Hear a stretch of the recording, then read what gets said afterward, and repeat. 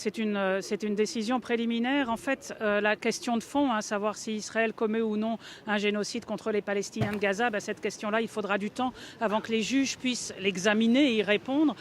Pour l'instant, en fait, c'est la raison pour laquelle l'Afrique du Sud demande aux juges de prendre des mesures d'urgence. On appelle ça dans le jargon ici des mesures conservatoires contre Israël.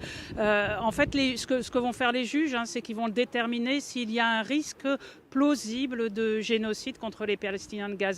Et s'ils estiment que oui, ils devront ordonner certaines mesures contre Israël. Alors lors des audiences qui se sont déroulées ici au Palais de la Paix, qui se trouve derrière moi, mi-janvier, lors de ces audiences, l'Afrique du Sud avait suggéré un certain nombre de mesures aux juges, notamment par exemple qu'ils ordonnent à Israël de cesser ces opérations militaires dans la bande de Gaza, ou qu'ils ordonnent à Israël de permettre l'accès en totalité à l'aide humanitaire, à l'eau, à la nourriture, aux soins médicaux pour les Gazaouis. Mais les juges ne sont pas tenus par les mesures demandées par l'Afrique du Sud, ce sont des propositions.